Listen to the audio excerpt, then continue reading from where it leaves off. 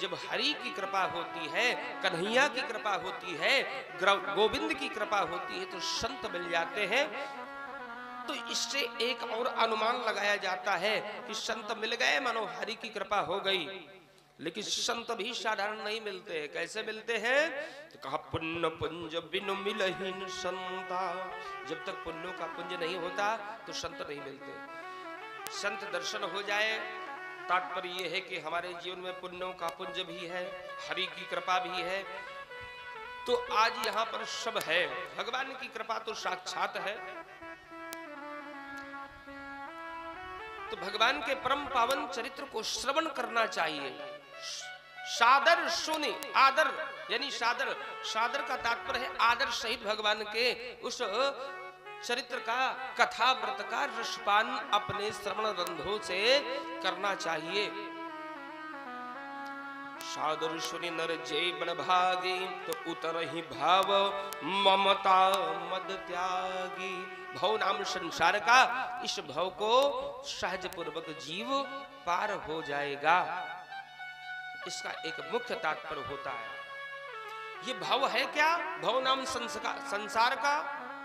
एक होता है भव सागर, एक होता है दुख का सागर, एक होता है संसार रूपी भव सागर। तो हम सभी संसार रूपी भव सागर में है, लेकिन उस संसार रूपी दोहावली में एक बड़ा अच्छा दिव्य दर्शन दिया है। भव भुजंग तुलसी नकुल। संसार क्या है? बोले संसार एक सर्प के समान है, विषैला है। यहाँ विष ही तो है, वासना ही तो है। भव भुजंग तुलसी नकुल डसत ज्ञान हरि ले। तो सर्प करता क्या है? वो डस लेता है।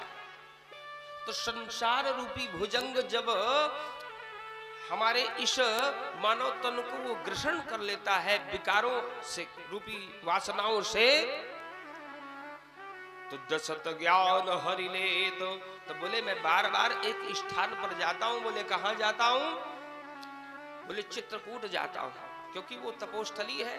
अच्छा, बोले संसार सागर एक भुजंग के समान है। आचार्य तुलसी कहते हैं मैं नेवला हूं। नेवला क्या करता है? जब सर्प उसको डस लेता है तो वो अपनी औषधि की तरफ भागता है? जैसे ही सर्प ने उस पर घात किया तो दौड़ा दौड़ा केवल अपनी औषधि की तरफ जाएगा, उसको सूंघेगा, फिर वैसे ही बलिष्ठ हो जाएगा।